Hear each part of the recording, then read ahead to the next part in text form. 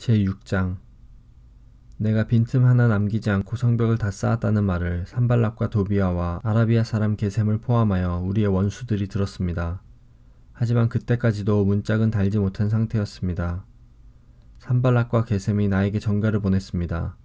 느헤미하여 오노 평야의 한 마을에서 만납시다. 그러나 그들은 나를 해칠 계획을 꾸미고 있었습니다.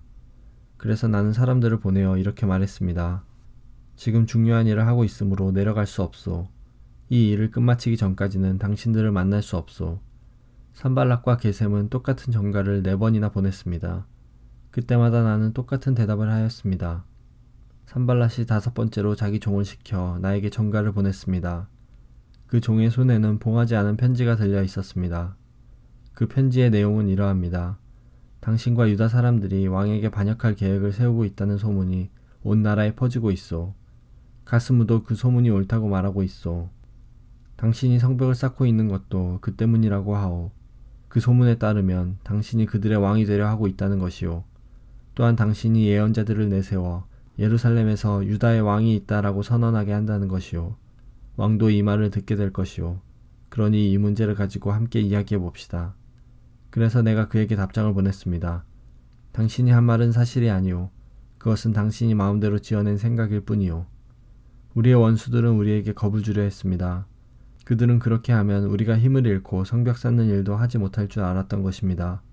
그러나 나는 하나님 내 손에 힘을 주십시오 라고 기도했습니다. 어느 날 나는 들라야의 아들 스마야의 집으로 갔습니다. 들라야는 무헤다벨의 아들입니다. 스마야는 자기 집안에서 나오지 못하고 있었습니다. 스마야가 말했습니다. 느헤미야여, 하나님의 성전에서 만납시다. 성전 안으로 들어가 문을 닫고 잠가버립시다. 밤이 되면 사람들이 당신을 죽이러 올 것입니다. 하지만 나는 이렇게 말했습니다. 나 같은 사람이 왜 도망을 가야 하오? 왜 내가 성전으로 도망가서 목숨을 건져야 하오? 나는 가지 않겠소.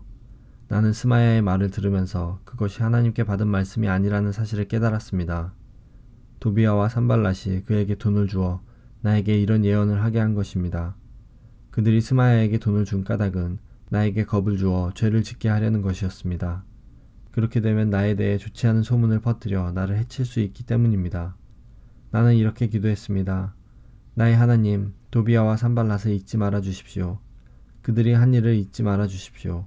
그리고 여 예언자 노아디아와 나에게 겁을 주려 한 다른 예언자들도 잊지 말아 주십시오. 마침내 예루살렘의 성벽 쌓는 일을 마쳤습니다. 그때는 엘루럴 25일이었습니다. 성벽을 다 쌓는데 50일이 걸렸습니다. 우리의 원수들이 그 소식을 들었고 주변의 모든 나라들이 그 모습을 보았습니다. 그들은 이 일이 하나님의 도우심으로 이루어진 사실을 알고 두려워 떨며 겸손히 있었습니다. 그런데 성벽을 쌓을 동안 유다의 귀족들이 도비아와 편지를 여러 번 주고받았습니다. 많은 유다 사람들이 도비아에게 충성을 맹세했습니다. 왜냐하면 도비아는 아라의 아들 스가냐의 사위였기 때문입니다. 도비아의 아들 여호하난도 베레게의 아들 무술람의 딸과 결혼했습니다. 그 귀족들은 내 앞에서 도비아를 칭찬한 뒤 내가 하는 말을 도비아에게 일러 바쳤습니다.